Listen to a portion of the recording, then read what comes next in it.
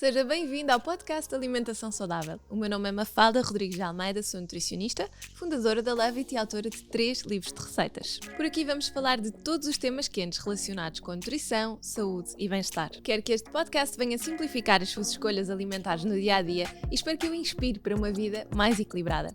Nesta 4ª temporada temos a sorte de ter o apoio da Pura Vita, uma linha completa de pães com ingredientes cuidadosamente selecionados para garantir todos os benefícios nutricionais, sem descurar, claro, o sabor e a frescura. Venha daí!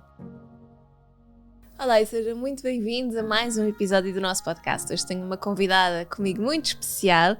Mais uma vez trago-vos um testemunho de uma mulher muito real que passa uma mensagem muito bonita e é sempre aquilo que eu gosto de passar. Se vocês já acompanham há algum tempo sabem que o grande objetivo aqui é nós gostarmos de nós, melhorarmos a nossa relação connosco, com a alimentação, e a Carmo hoje vem-nos falar um bocadinho dessa parte, não numa perspectiva de alimentação, mas numa perspectiva de trabalho, de gostarmos de nós. Carmo, obrigada por teres aceito o meu convite. Obrigada eu, Mafalda, obrigada. Mesmo uma grande alegria estar aqui, estava-te a dizer isso ainda agora há pouco e obrigada, parabéns pelo trabalho bonito que fazes, estava-te a dizer também o quão me identifico e bora aí. Vamos embora. Olha, eu queria te perguntar precisamente, porque quando nós vamos ao teu site, tu referes que tens uma missão de ajudar as outras mulheres a conhecerem-se mais. Como é que isto tudo começou? Como é que tu vens de alguma área que tenha a ver com esta questão da psicologia? Tu tens aqui a fotografia, conta-nos. Que engraçado tu perguntares isso dessa maneira. Olha, desde pequenina sempre quis ser psicóloga e aí a área da psicologia fascina-me. Não fiz absolutamente nada nessa área, portanto não tenho formação nessa área, não tenho background nessa área, nada. Tenho, porém, na fotografia, que muitas vezes as pessoas perguntam-se, mas o que é que isso tem a ver?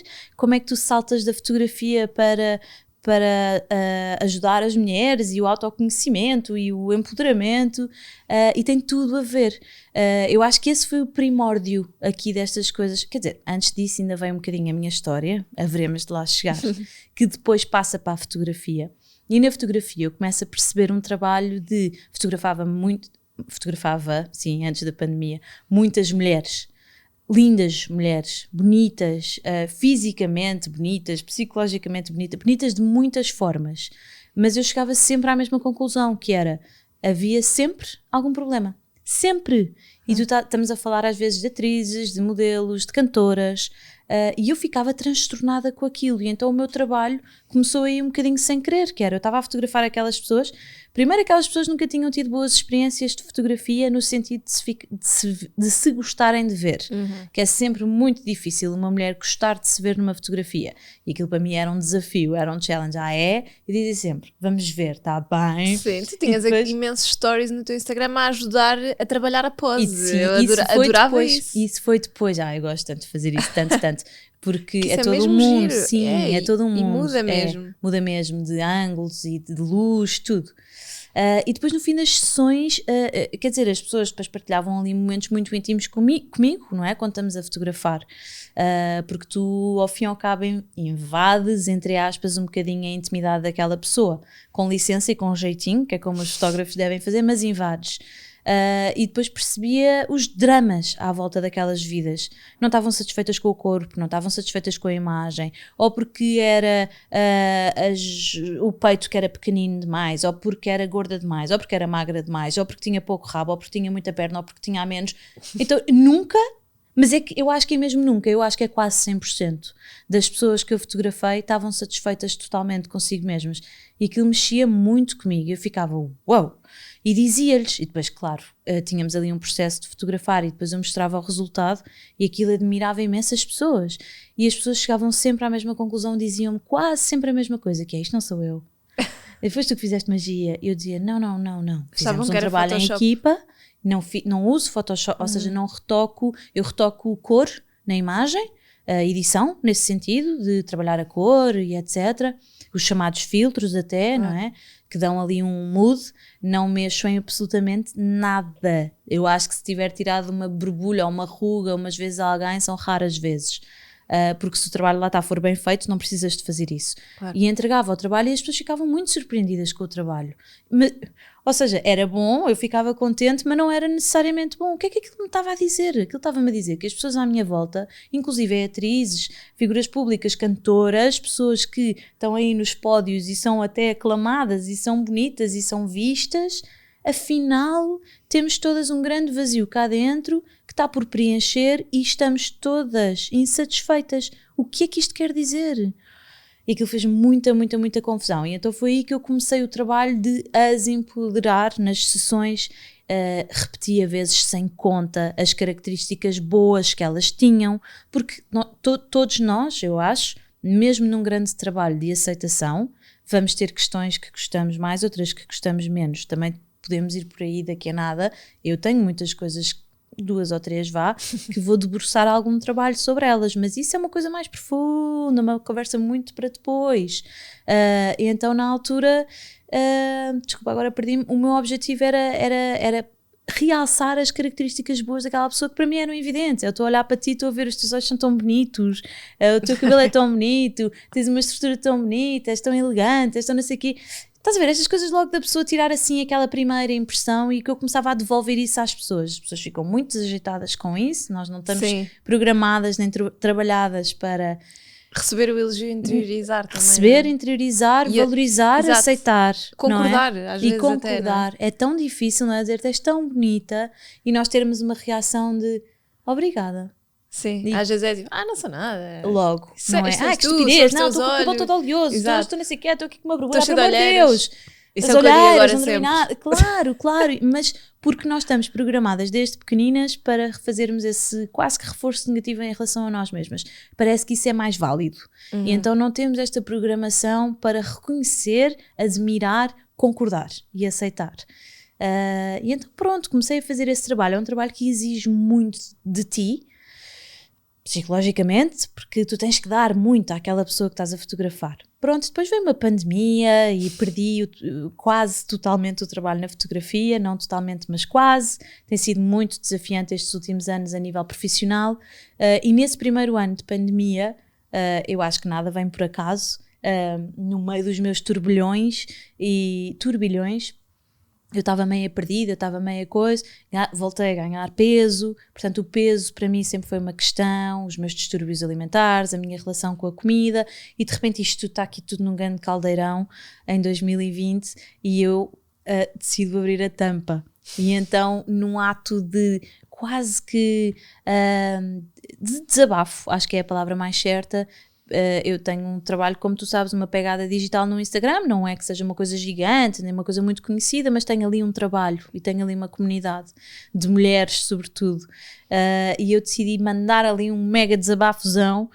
Não é costume, ou seja, eu estou mais numa postura do dar e de ensinar qualquer coisa, ou era a esposa, ou era a fotografia, portanto a minha postura nas redes digitais era mais de ensinar, e naquele ano tenho uma de desabafo. E eu pensei, para mim própria, não é o sítio, não é bem o sítio, mas, entre aspas, marimbei, e de repente tirei uma fotografia, já não punha um biquíni há muitos anos, por causa do corpo, por causa do peso, por causa do tamanho, por causa de tudo, e deito ali um grande desabafo. E eu sentei-me só e fiz só em 3, 2, 1, quando é que vêm? Sentei-me mesmo e preparei-me para o que vinha aí. E foi uma surpresa. Porque de repente o que eu achei que ia ser um bombardeamento das pessoas a chamarem-me de gorda, a chamarem-me de desleixada, são aqueles clássicos que uma pessoa com mais peso ouve, que é desleixada, que não fecha a boca, que não é persistente, que não tem foco, que não consegue, blá blá blá blá blá, podia continuar. De ti, e tu deves conhecer alguns destes por experiência que tens, não é? Profissional. Eu assisto todos os dias. É, claro. E de repente não foi isto que aconteceu. Foi ao contrário, sinto exatamente o mesmo do que tu, não sabia que haviam mais pessoas que sentiam isto, eu também, então era só dedos no ar de repente, e eu,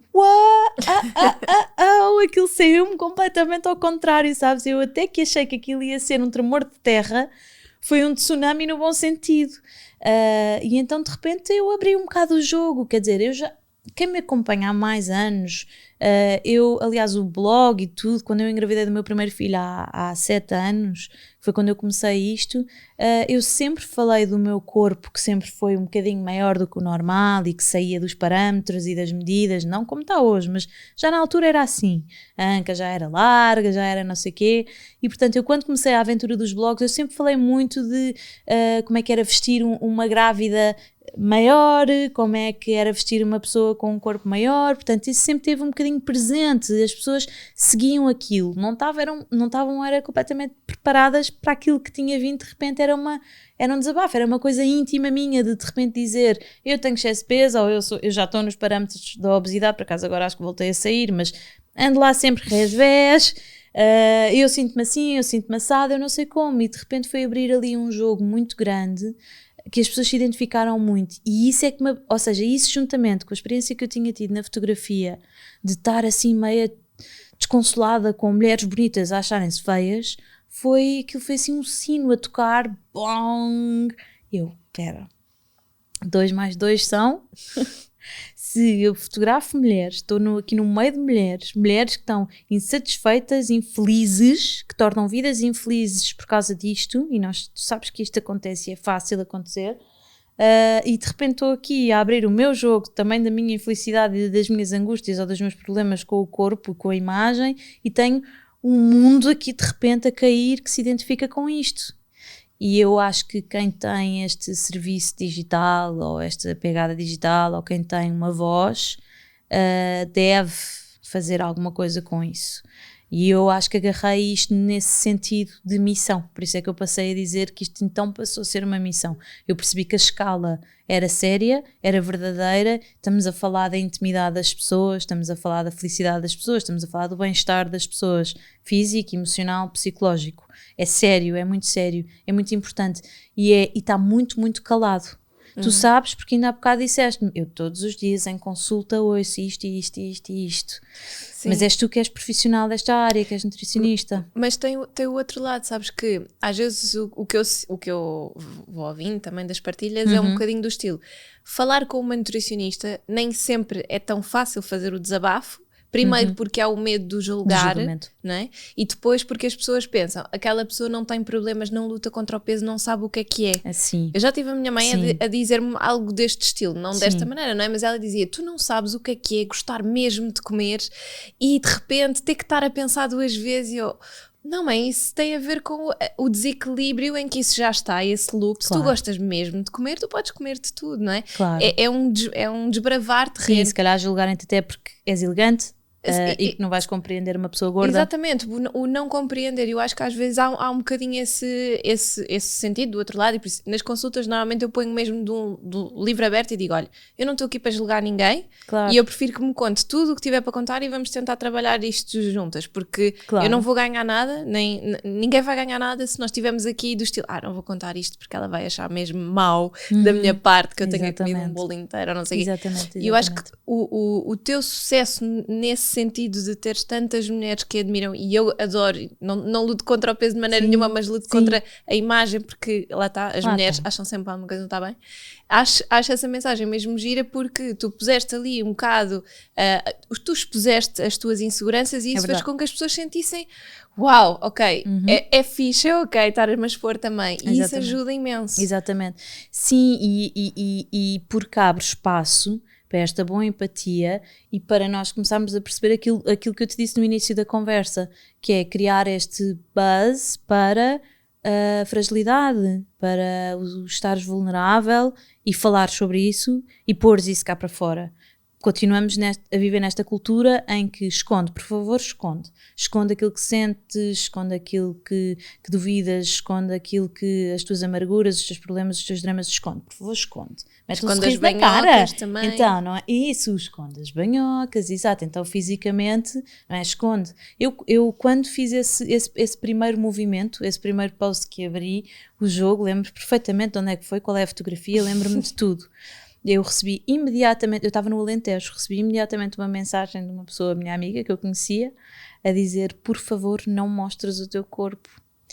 tem cuidado, não mostres o teu corpo, porque agora, ou seja, o intuito não foi mau, eu acho que o intuito foi bom, era uma boa preocupação, era proteger, mas isto mostra aonde é que nós estamos assentes, ou seja, não estou a julgar isto que esta pessoa me disse, que eu acredito mesmo que foi com carinho e com amor, mas a raiz disto é isto, não fales, não digas, não mostres, que horror, parece mal, e porque estás feia, ou seja, provavelmente era porque eu estava feia, estava gorda e estava disforme.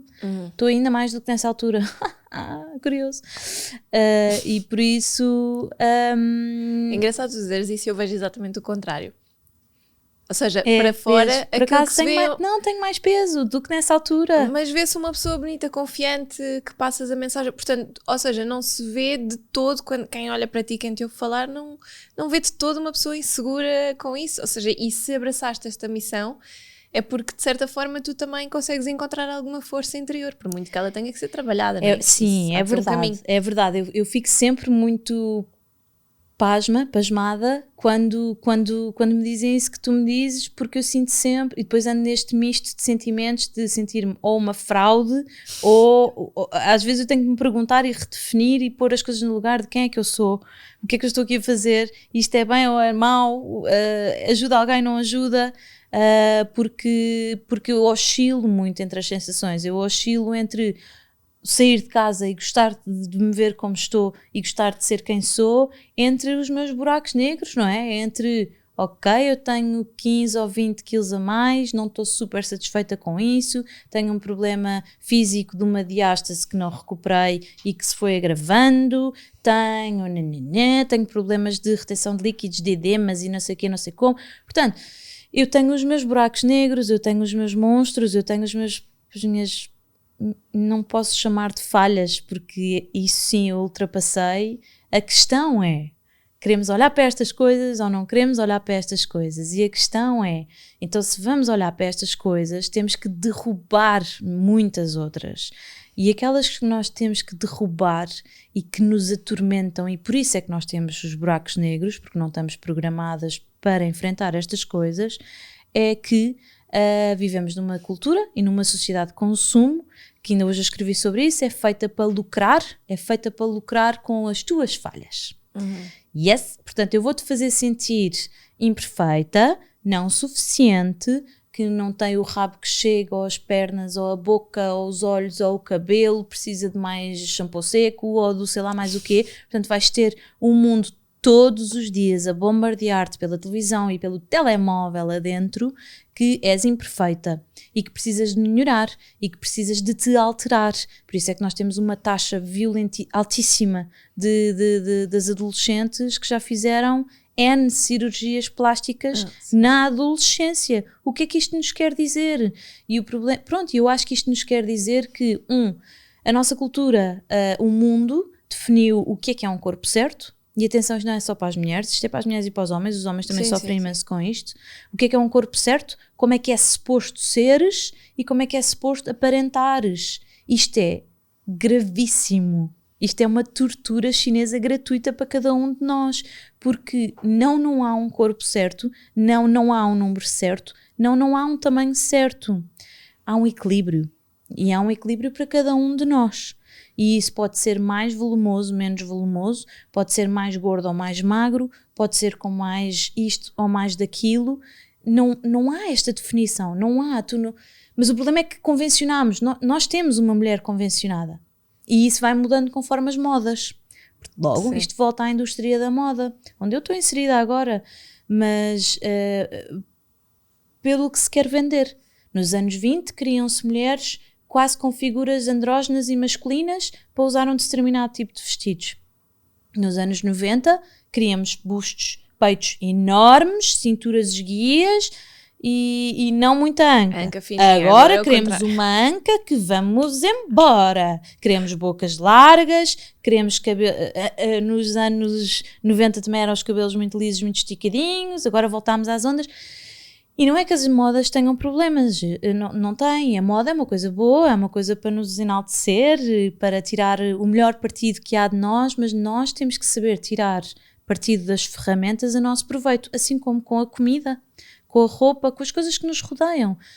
são instrumentos, são ferramentas que estão ao nosso dispor, e o problema é quando isto começa a ser completamente reprimido e retorcido e te faz acreditar que enquanto tu não estiveres ali, naquele determinado padrão, naquele determinado corpo, naquele determinado peso, como é que se pode definir um peso certo para uma pessoa? Quer dizer, nós temos uma medida, uma altura diferente, temos uma estrutura física diferente, temos uma história de vida diferente, temos um padrão familiar diferente, temos tudo diferente. Como é que nós podemos decidir que, imagina que as duas temos 1,70 m, não é? Supostamente vamos fazer ali uma conta, não sei como, e supostamente, pronto, se fizermos o IMC é diferente.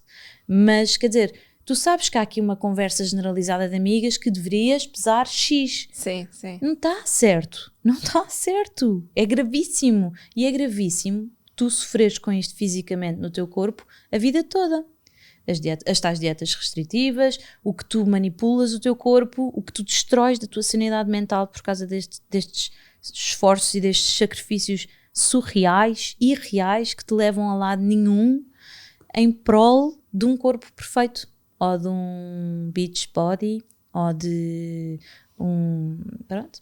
Sim, ou de seres valorizado. Eu acho que às vezes também é um bocadinho aquela coisa de nós querermos ser valorizadas por uma determinada pessoa, não é? Por querermos agradar a um namorado, a um marido, o que for. Quereres que aquela pessoa goste de ti daquela maneira e achas que tens que mudar alguma coisa. E há bocadinho achei graça quando tu dizias que às vezes te questionas, mas quem é que eu sou? Sinto-me um bocado uma fraude. Porque os nossos medos são tão subjetivos, são tão nossos, que às vezes bastava nós conversarmos com a pessoa com quem estamos para ouvirmos isso. E eu digo isso, digo muitas vezes, já partilhei isto muitas vezes com as minhas amigas, que é: o meu marido foi a pessoa que mais me elevou num pós-parto, por exemplo, que é aquela altura que tu estás super frágil. Eu sentia-me amarela, doente, cansada, cheia de olheiras, e ele dizia: estás super magrinha, já recuperaste isso tudo, estás muito bem, não sei o quê. E ele próprio tentava elevar muito, e eu sentia, ainda bem que eu tenho esta pessoa que é super descomplicada, claro, e que gosta de mim e que me faz sentir especial de certa forma, claro, não é? Porque eu sentia-me tão na fossa. Independentemente, imagina que até nem estavas magrinha, tenho a certeza que o teu marido te ia dizer que estavas bonita na mesma. Exatamente. A questão é essa, é para lá de, percebes? Para lá de, não és tu que tens que te mudar constantemente para fit in, para te encaixares. Não, e nós crescemos com esta violência do muda-te e encaixa-te. Não, estás bem, estás num pós-parto. Porquê que estás a exigir de ti um exagero? Quando tu me disseste que a tua filha tinha 4 meses, eu fiquei só tipo... vai fazer assim, tipo, cá dentro de mim a pensar: uau, tipo, esta mulher tem uma filha com 4 meses, parece-me assim. Tipo, não imaginas como é que eu estava com 4 meses de filho. Está tudo bem, mas está tudo bem, sim, percebes? Mas não, lá está, foi uma coisa que eu acho que foi um processo. Também falei com outras mulheres, que foi engraçado, seguidoras no Instagram, também estavam grávidas ao mesmo tempo que eu, e elas às vezes também me perguntavam um bocadinho do estilo: quando é que começou a voltar a ter cuidado, quando é que recomeçou a treinar, não sei o que. Eu disse: eu vou partilhar tudo aquilo que eu achar interessante convosco, no sentido de que cuidados é que eu estou a ter, quando é que eu vou voltar a treinar. Agora, não me perguntem que cuidados, é que não mudou nada. Aquilo que eu fazia durante a gravidez, ou que fazia antes durante a gravidez, ou que fazia num pós-parto, foi exatamente igual. Foi comer de forma equilibrada. E senti que o corpo foi muito ao sítio. Depois também me falavam muito da questão da cesariana. Depois eu tive um pós-parto muito complicado durante 10 dias, porque a Pilar acabou por ficar internada na neonatologia. Tivemos ali umas complicações. Então eu senti que quando fui para casa, aquele dia em que tu chegas a casa e não tens o teu bebê em casa contigo e o teu corpo está todo diferente e tu estás num turbilhão de emoções, não sabes o que é que vai acontecer, eu senti que foi assim o meu dia mais na fossa. E acho que é tão importante às vezes nós também reconhecermos que há fases boas, há fases menos boas. Há dias em que tu podes acordar e sentir-te super bem, super confiante na tua pele, e no dia a seguir podes estar terrível.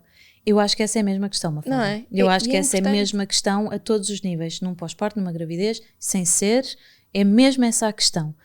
E que é tu ter, e daí é que vem este nome da aceitação e esta moda agora que se fala body muito. Body positivity, não sei o quê. Isso, mas vem daí, vem em tu saber ser muito honesta e verdadeira contigo mesma, Primeiro, não teres medo de abraçar as tuas emoções e aquilo que tu sentes.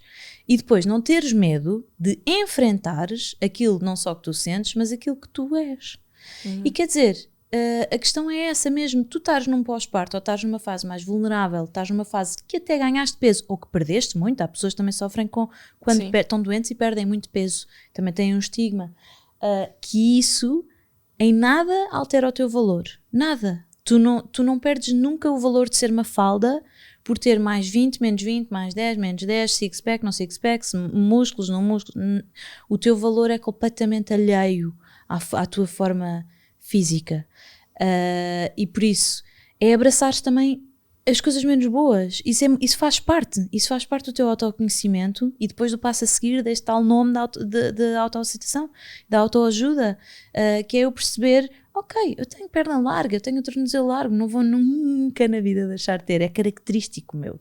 Sim. Tenho o narizinho não sei como, tenho as orelhas não sei quê, tenho a boca, também houve uma fase que eu queria ter a boca maior, mas tudo bem, e há coisas que no meio disto tudo tu até consegues fazer para te sentires melhor, boa, bora, ainda bem que tens ferramentas para isso, mas há muitas outras que são só a tua característica, boa, menos boa e má, aceita. E porque quanto mais na medida tu conseguires reconhecer o que é que são as tuas características, tanto mais te vais conhecer e tanto mais vais estar apto para esse passo do autoamor. É muito frequente as minhas seguidoras perguntarem-me: ai, mas como é que faz isso? Como é que é isso? Eu não consigo gostar de mim própria, eu odeio... Depois dizem as coisas mais fortes e terríveis do mundo, palavras duríssimas como eu odeio-me, eu abomino-me, eu tenho nojo de mim própria...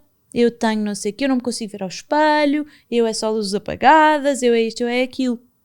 E eu acho que não há, é triste dizer, sorry to say, não há uma fórmula certa, esta é a parte difícil, mas já tirámos a parte difícil do caminho, que é, há coisas a fazer.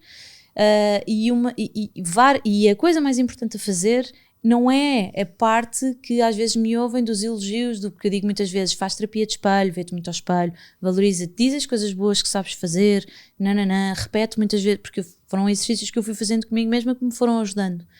Mas os que talvez mais me ajudaram foram os mais difíceis. Foi perceber o que é que são as minhas características, o que é que é a tua definição do que é bonito e o que é que não é bonito. Porquê que tanta gente me diz que é feia? O que é este significado de beleza? É tão injusto. É que sabes, nós podemos olhar aqui para a tua parede e eu perguntar-te que cor é esta? E tu dizeres-me, que cor é esta para ti? Isso para mim é laranja, penso. Olha, para mim é salmão. Okay. Imagina. Sim, cor laranja, acinzentada, ali umas partes assim. Exato. Pronto, o exercício é para chegar a... Imagina que eu estou convicta que isto para mim é salmão, ok? Para mim é salmão, para ti é pêssego. É o que é a cor. A cor é ultra subjetiva. Nós não podemos nunca afirmar perante, por exemplo, um verde água ou aqueles verdes. Eu tive para trazer uma camisola que não se sabia se era verde, que é daquelas que não se sabe se é verde, se é azul. Exatamente para fazer este exercício. Por causa disto. Não consegues definir. Para ti, aos teus olhos, tu estás a ver a parede de pêssego e eu estou a ver salmão. É indiscutível. E com a beleza também deveria ser indiscutível. Uma vez uma amiga minha dizia-me: não, mas há coisas feias. Há coisas feias. Há pessoas feias. Há características feias. Por isso esta escravidão do é bonito, do tem que ser bonito, é uma escravidão. E eu depois fiquei tanto tempo a pensar nisto. Não sei se há coisas feias. Não sei se há, porque o problema é quando tu consideras uma coisa feia é porque convencionaste o que é bonito. E se calhar o problema está aí. Pois. Não consegues admirar uma coisa de uma determinada maneira porque convencionaste que é bonito de outra. Se eu convencionar que as bocas só são bonitas se forem grandes ou carnudas, que é o que se usa agora, então eu vou considerar todas as bocas pequenas feias. Não é? Exato. Mas eu acho que tu transmites um bocado isso também no teu projeto Eu. Nós vemos fotografias de muitas mulheres que depois, entretanto, imagina, algumas mulheres que eu também sigo no Instagram e Sim. que explicaram como é que foi a sua experiência, o olhar, etc. E elas diziam isso, que de repente olham para curvas que elas têm, ou ângulos, ou linhas, ou coisas que elas gostavam sempre de esconder, ou que nas fotografias põem sempre assim mais escondido, e de repente ali está tudo posto em cru, a nu, não é?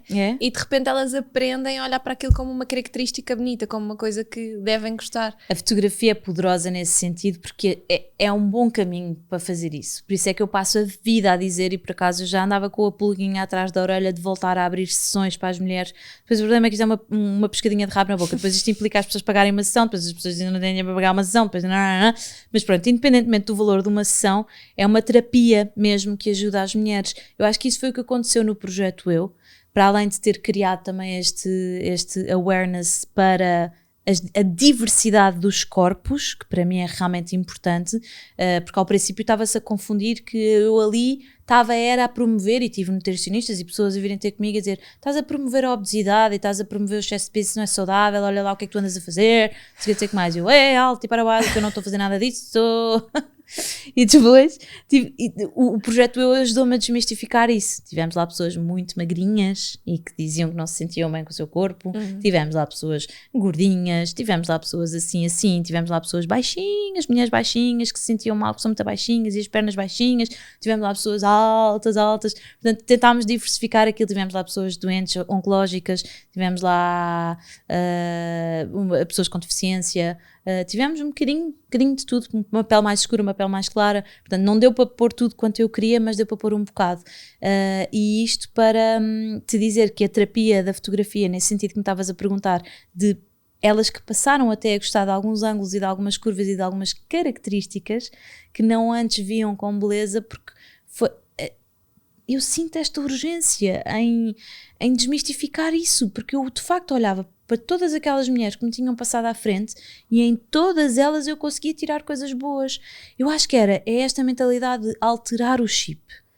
E é só isto que eu quero. Eu quando digo que quero mudar o mundo, digo às vezes isto, eu gostava de conseguir alterar o chip, a programação das pessoas, para perceberem, em vez de estar, e atenção, eu faço este erro comigo também do que eu vou dizer a seguir, em vez de estar tão focada no raio da minha diástase, na minha barriga, ou na minha celulite, ou nos 20 quilos, nós falámos disto antes de chegarmos, que é estar focada nos olhos bonitos que tenho, no cabelo bonito que tenho, na minha maneira de ser, qualquer outra característica boa que eu tenha. Em como é que tu te sentes, não é? Porque tu podes estar com um corpo perfeito e sentir-te terrível. Pronto, depois tens esses testemunhos maravilhosos de pessoas que já perderam 20 quilos, 30 quilos, e depois até voltaram a engordar alguns, e já vi testemunhos muito, muito bonitos nesse tema, e de publicarem uma fotografia que contavam ultra fit, coisa, mais uau possível, e dizerem, eu não estava feliz. Exato. E essa é a outra urgência, é a segunda urgência, é que tem a ver que enquanto tu não perceberes que quando estás a falar da tua saúde, estás a falar sim da tua alimentação, mas estás a falar da tua saúde psicológica, mental, social. Não há saúde. Quando nós dizemos, isto é saudável, e usamos muito a palavra saudável. Eu aprendi isto com a minha nutricionista, foi ela que me ensinou isto, mudou-me a vida. Quando ela me explicou o que era o conceito de ser saudável. E ela disse, mas ser saudável não é só comer legumes. Exato. Ser saudável é ter a mente saudável, o corpo saudável e a vida social saudável. São 3 pilares, e eu... aquilo mudou-me o meu raciocínio. E então... nós temos que ter a mente sã também. Sim. Muito antes de ter o corpo são. Porque se a nossa mente não está sã, o nosso corpo não está são, vice-versa. Se calhar também foi por isso que com a pandemia e tudo isso que mudou e todo o isolamento a que obrigou, também te fez dar esse tal grito do Ipiranga, digamos assim, da vontade de mandares cá para fora. Sim. E desabafares, não é? Sim. Eu também senti isso recentemente. Sim. Depois da Pilar nascer, nós tivemos que fazer um isolamento maior e aquilo custou-me imenso, porque era isolamento da família, isolamento dos amigos. Claro que já estávamos em pandemia, mas tinha que ser em prol daquele bebê, e de repente estás com um bebê em casa e de toda a exigência que é, não é? E mais o teres que te isolar. Portanto, aquilo, exatamente. Às tantas já mexia comigo, eu já dizia, por favor, vamos fazer uma caminhada, tudo de máscara, tudo desinfetado, mas vamos andar, porque eu preciso ver pessoas e conversar. Exatamente. Essa parte é muito importante. Faz parte da tua saúde, exatamente. E como é que tu te sentes, não é? Exatamente. Olha, e agora a tua série do On My Skin, conta-me lá, porque isso também vem no seguimento do projeto Eu. Então, o projeto Eu é assim, mini resuminho, era um projeto fotográfico com mulheres, sempre só com mulheres, em que o objetivo até era fotografar as mulheres um bocadinho mais despidas, era também desmistificar aquele tabu da fotografia da mulher mais despida, de ai que horror, está de lingerie ou está não sei o quê, ou então é ordinário, está de fotografia de lingerie, é fotografia ordinária. Então foi desmistificar ali imensas coisas, foi mostrar que há boas fotografias de corpo bonitas, verdadeiramente bonitas, e para serem vistas e revistas e pronto, e depois trabalhar essa parte toda do corpo e desta percepção e falar, não é? Dar voz a isto do que é a Diversificação. Diversidade. Diversidade. Desculpa. Dos corpos. E que não há um corpo certo, tentar abanar e que as pessoas percebam isto, e foi fortíssimo. O projeto Eu foi muito, muito forte mesmo, e depois do projeto Eu aquilo acalmou um bocadinho e agora houve aqui um renascer do projeto e passou a ser o projeto On My Skin. O projeto On My Skin, ou seja, as pessoas ouviam a palavra e achavam, é outra vez uma coisa do corpo e de despir as mulheres e não sei como. Mas era mais mental, psicológico. Portanto, são entrevistas a mulheres em que abordamos, é um bocadinho para promover este conceito deste nome, se calhar para muita gente é novo, mas de saúde mental positiva. Ou seja, o projeto Eu era se calhar saúde física positiva, o On My Skin é saúde mental positiva. Os dois estão ligados um com o outro, como é óbvio. Sim. Mas, portanto, são entrevistas a mulheres em que nos contam um bocadinho mais da sua história de vida, dos seus projetos, dos seus caminhos, das suas falhas, das suas conquistas, e porque é que isso faz delas um ser belo e único. E tens histórias fortíssimas dos abortos e Sim. histórico de cancro. Sim. Também. Sim, tivemos logo o primeiro episódio também da Patrícia, que passou por um cancro, recuperou de distúrbios alimentares, também já perdeu muitos quilos, mas é muito engraçado porque ela também tira completamente o foco daí, dos quilos que ela perdeu, também promove muito isto, a saúde mental e tudo. Ainda vamos ter mais umas 4 histórias, e é criar isto, é criar palco e dar voz às mulheres, é tentar mudar o chip de vamos tirar de uma vez por toda o foco nas coisas negativas, sejam elas no corpo, sejam elas na alma, sejam elas na cabeça, vamos tentar inverter as coisas, vamos passar a enaltecer as coisas boas, criar sim espaço para as coisas más também, mas não vamos só valorizar as coisas más, vamos passar a valorizar as boas. E então, pronto, e criar estas transformações nas pessoas, que é para depois quando chegam ao pé de mim e me perguntam, mas como é que isto se faz? Pronto, assim eu já posso dizer, olha, vá ver os episódios do projeto Eu e do On My Skin. Exato. E eu disse isso há bocado, eu tenho que fazer um exercício todos os dias, quase, dia sim, dia não, de me reconhecer quem é que eu sou, o que é que eu quero, para onde é que eu vou. É muito fácil para mim e é um dos meus grandes defeitos, desvalorizar-me. E digo isso abertamente porque acredito que hajam outras pessoas que o façam também, e é fácil também olhar para uma pessoa às vezes como olham se calhar para mim e acham que é bonita, tem não sei quantos seguidores, é uma mulher de sucesso e então deve estar tudo ótimo. Está tudo muito mal até nesta fase, está tudo muito mal, estou a passar por uma fase pessoal muito complicada a muitos níveis e portanto também sou uma pessoa normalíssima, igual às outras, com muitos desafios e com estes desafios, sobretudo meus, daqui, diários, de perceber quem é que eu sou, para onde é que eu vou, o que é que eu quero fazer. E independentemente de todos os desafios, saber que quero ajudar as pessoas, quero ajudar as mulheres e quero ajudar o mundo, mulheres e homens, a perceberem que cada um de nós tem características lindas, únicas, maravilhosas, estão escondidas. Às vezes é preciso a minha máquina para ir lá buscar esses tais ângulos.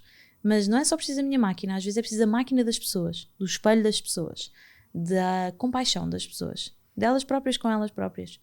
Eu posso dizer isso porque já fiz o oposto. Exato. E tu tens alguns truques que tu uses para ti, para enaltecer a tua imagem, para te ajudarem a elevar um bocado o mood quando te sentes mais assim? Sim, tenho. Olha, eu tenho uma das minhas várias doenças, tenho várias, eu tenho ansiedade.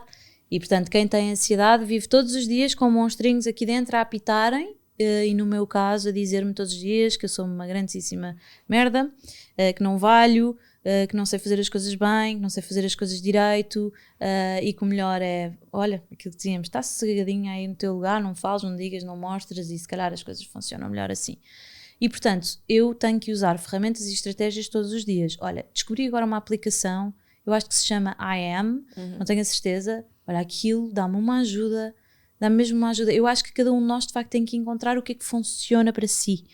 Isso também foi uma coisa que eu tive de desconstruir, porque tens aqueles clichês de vai para o ginásio, faz não sei o quê, vai não sei como, e se calhar para ti não funciona. Para mim funcionou começar a dançar, por exemplo, danço, que faço caminhadas 2-3 vezes por semana, ouço música aos berros quando vou nas minhas caminhadas e vou sozinha. Portanto, eu comecei a encontrar truques para me ajudar a não me afundar, porque eu já me percebi, eu já reconheço isto, eu afundo muito facilmente, eu vou muito facilmente à lama, assim, posso sair daqui, de repente entro no carro, ponho-me a chorar, quase uma espécie de uma bipolaridade, não é assim tão grave, mas vou abaixo muito facilmente. E portanto de repente ter uma aplicação no telefone que me manda eu não tenho notificações em nada, aquilo manda-me memos, manda-me coisinhas todos os dias com frases mínimas que te dão um boost, que às vezes que te estão só a relembrar as coisas boas, dizer, exato, eu permito-me sentir, eu sou incrível, eu sou bonita, eu valho a pena, eu construo a minha liberdade, eu construo a minha história, eu perdoo, eu amo, eu deixo ser amada. E de repente estas coisas tão pequeninas, e então agora olha, já tenho este objetivo há algum tempo, que é de colar post-its por aí, uns na casa de banho, uns na mesa de cabeceira, tenho cartões no sítio onde eu trabalho em casa, no meu escritório, com frases bonitas, e de repente pequeninas coisas no meu dia que me ajudam a estar mais serena, mais feliz, e a perceber que eu não sou só um poço de desgraças, não sou só um poço de sofrimento. Eu acreditei durante muitos anos, houve uma vez que falei sobre isso, que achei que tinha nascido para sofrer. Tive de desconstruir isso brutalmente, porque era triste, era uma pessoa triste e infeliz, porque eu achava que estava cá no mundo por causa de toda a minha história de vida, que estava cá para sofrer, e então tinha este fardo muito pesado. Ninguém está cá para sofrer. Sofrimento é uma coisa que faz parte do nosso caminho, mas que até isso consegue ser convertido em boas coisas, em aprendizagem e em amor. E por isso também mudei o chip, também percebi, não, eu não estou cá só para sofrer, eu também estou cá para ser muito feliz e muito amada. E pronto, e mudamos estas coisas. E na realidade estás cá com esta missão que encaixa tão bem em ti, não é? Que consegues transmitir isso.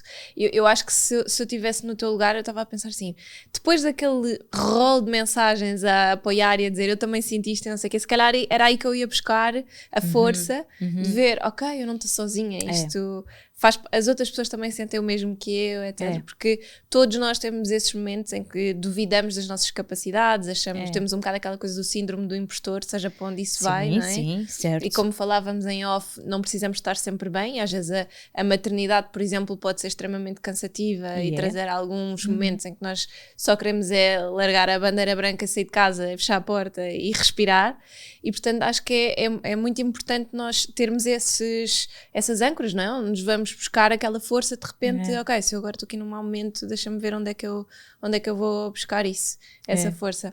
E há mais uma pergunta que eu te queria fazer relativamente ao teu projeto, também muito pessoal, que é de onde é que vem a costura? Bem, olha... É o meu collection, não é? Agora de repente... E a pandemia trouxe muita coisa boa também. É verdade, lá está, olha, é transformar e ressignificar as coisas, não é? Eu ainda tenho esta mágoa muito grande pela pandemia me ter roubado a fotografia, é assim uma dor, mas de facto depois trouxe outras coisas maravilhosas. A costura...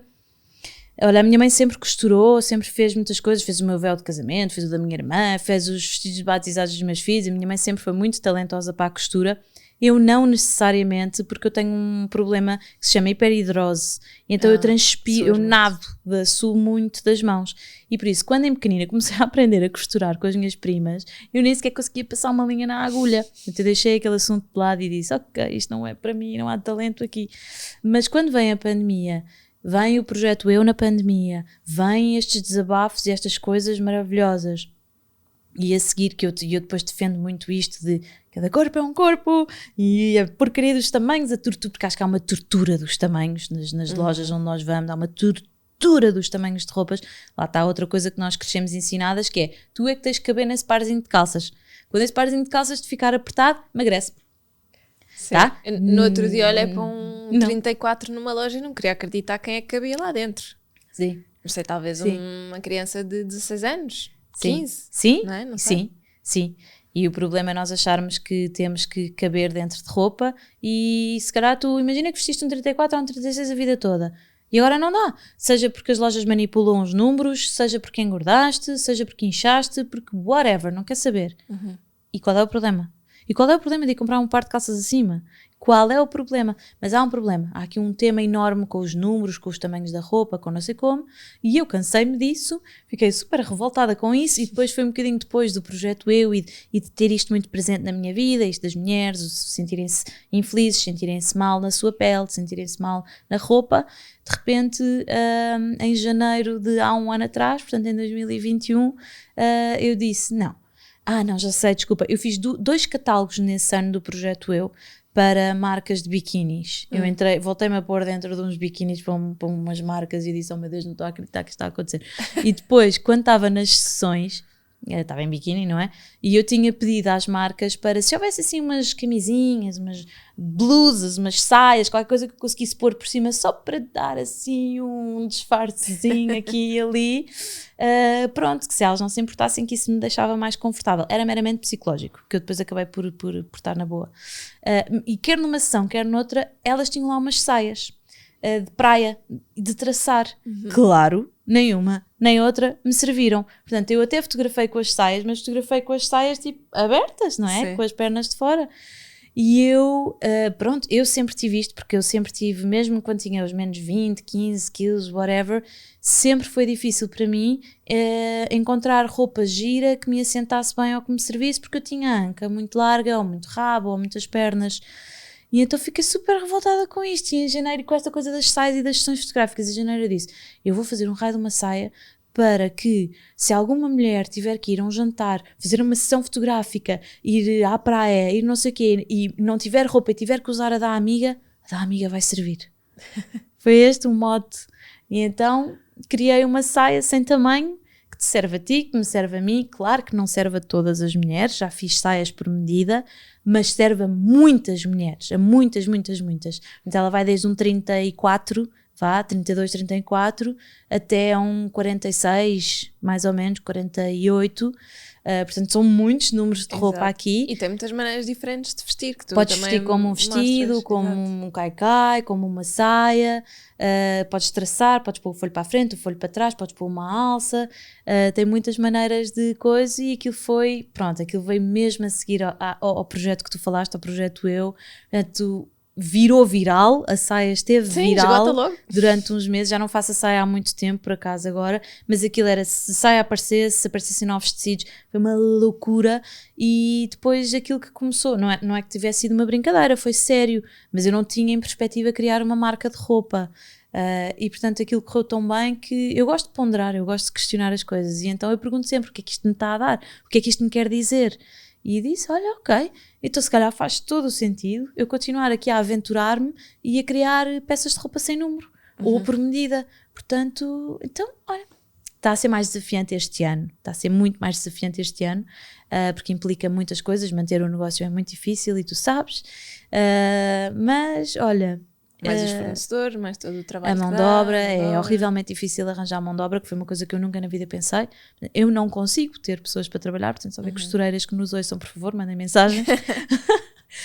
Porque também é como todas as artes mais antigas que de repente deixaram de se trabalhar, não é? Já não tens canalizadores, pedreiros, mão de obra, tudo o que tu tiveres de mão de obra, marceneiros, carpinteiros, tudo, pintores, you name it. É muito difícil porque, ou seja, este tipo de mão de obra é mão de obra que tu antigamente passavas geração em geração. A avó ensinava à neta, a mãe ensinava à filha, ou à sobrinha, ou à madrinha, ou à afilhada, e assim se perpetuava.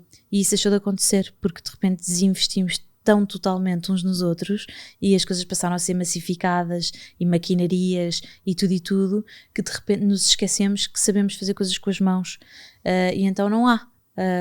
E não há mesmo, estou-te a dizer, não há mesmo. Estou há 1 ano à procura de costureiras ou estão todas contratadas em ateliês, não é?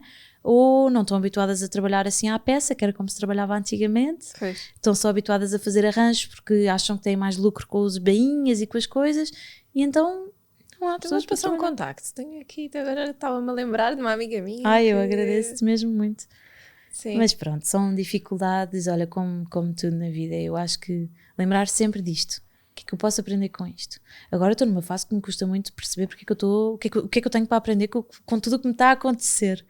Mas alguém me disse também há pouco tempo, é porque está para vir qualquer coisa, e olha, tenho que acreditar que sim, que está, e que vou conseguir trabalhar e fazer o meu trabalhinho e pronto. E as coisas... Sim. Sim, e às vezes, eu, pelo menos agora, desde que começou a pandemia, eu acho que eu tive tanta coisa boa a acontecer como coisas muito, muito más a acontecer. E então às vezes eu também penso, a vida tem que nos dar um bocadinho de tudo, não é? Porque se só nos der coisas boas, nós de repente somos uns mimados e não sabemos valorizar nada.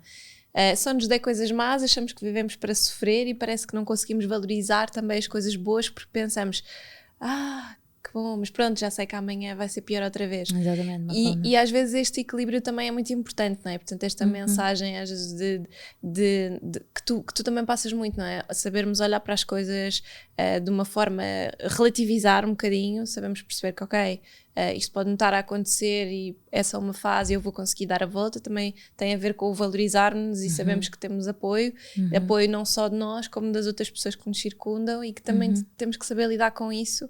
É super sensato isso que estás a dizer. Isso. Nós começámos esta conversa a falar de equilíbrio e acabamos a falar em equilíbrio, mas só mesmo deixar essa pista do que tu disseste, agarrar no que tu disseste. Nós precisamos de facto destas coisas para equilibrar a nossa vida, é mesmo verdade, concordo mesmo contigo. Nós precisamos do desequilíbrio para conseguir perceber qual é que é o nosso desequilíbrio. Ainda há pouco tempo eu disse isso em relação às coisas mentais. Nós precisamos de pôr um pezinho no desequilíbrio mental às vezes para perceber o que é o nosso equilíbrio. Nós falávamos disso lá fora há bocado, nas cenas de mãe, de nos passarmos e não sei o quê. Também é um tabu e que ninguém diz nada a ninguém. Não, nós precisamos. Eu faço questão de dizer às minhas amigas que não são mães, de abrir o jogo todo. Nós precisamos de nos passar um dia e de ficar quem era aquela Carmo, ou quem era aquela Mafalda Medo. Eu parti um ferro de engomar em um telemóvel. Claro que não se recomenda fazerem essas coisas, mas nós precisamos sempre, a todos os níveis, físico e psicológico e da vida, das dificuldades da vida, de pôr um pezinho na dificuldade, na tristeza, na angústia, no desequilíbrio, para percebermos aonde é que é o nosso equilíbrio, onde é que nós nos sentimos bem e confortáveis. Olha, Carmo, gostei mesmo, obrigada. Foi muito bom mesmo. Obrigada por me teres convidado. Boa. E agora vamos só sair, mas entrar aqui no tema na mesma, porque eu queria te fazer aquela pergunta que te falei em off das receitas de pão. O pão, conta-me lá, porque tu vais buscar um pão que tu depois andas para aí a espalhar o cheirinho do pão. Espalhar o cheirinho pelos correios. É verdade. Sou profundamente louca por um pão que uns primos meus abriram um negócio de uma padaria na Parede, que se chama a Padaria do Miguel. Eu sou profundamente doida por aquele pão. Atenção, eu vou lá todas as semanas buscar pão, ou eles trazem-me pão. Sou cliente e fã número 1 daquele pão e espalho aquele cheirinho pelos correios e onde quer que eu passo. Aquilo é de doidos, é de gritos. Eu não sei viver, eu sou alentejana, pelo lado da minha mãe, portanto, no Alentejo o pão é a base de muitos pratos, e por isso não sei viver, e estava-te a dizer isso em off também há bocado, sem as minhas torradas de manhã. Não sou pessoa sem as minhas torradas de manhã, torradas com manteiga, pronto, às vezes com o seu fiambrinho de peru, em dias de festa com os ovinhos mexidos. Adoro torradas com manteiga. Torradas com manteiga, ponto. É vida, ponto. Pão é vida. Pão é vida. E pronto, e de repente encontrar este pão, e eu acho que isso, eu tenho andado a mudar muito em termos de alimentação, neste último ano de vida, com o trabalho que tenho feito com a minha querida nutricionista, e de repente encontrar este pão que é feito pelos meus primos, que é com massa-mãe, é de fermentação lenta, é tudo biológico, é tudo pronto. Se pudermos fazer escolhas, claro que muitas vezes também vou comprar um pão com fermento ou um pão mais rápido e como, claro, mas se puder ter esta escolha maravilhosa ao meu alcance, os meus olhos brilham. Portanto, torradas com manteiga, olha, o belo do empadão, comia muito em casa, um empadão de pão, depois põe-se queijo e fiambre lá no meio. Minha mãe fazia tanto isso. É tão da nossa época, eu não é? Quando nós éramos miúdas. A minha mãe isso é muito anos 90. Era a minha mãe anos fazia 90. imensas vezes isso, É aquele tipo prato aquele jantar rápido e fácil e que dá pão, milhões. E que fica com um bom aspecto, não é? Pode ir à mesa. E os miúdos adoram. certo? Acho que só o meu Fernandinho é que não, mas sim. Depois, imagina, há uma sopa alentejana, não sei se se chama a sorda alentejana, que se põe tem aquele pão caldinho, não é? com caldinho, alho, ovo escalfado. Ai, Jesus Santo Deus. Meu marido fez-me esse prato no outro dia, ele cozinha muito bem. Migas. Adoro migas. Migas é vida também. Pois é. Migas é vida. Pão com queijo, assim no geral, não é? Queijo fresco, queijo, qualquer tipo de queijo. Adoras pão Vocês também. eu adoro pão em todos os seus formatos, feitios e cor. Eu percebo. Todos. Adoro também. E a vida é muito feliz com pão. Pois é. Olha, frase perfeita para acabar. Obrigada, Carla. Obrigada, querida Mafalda. Obrigada e até à próxima.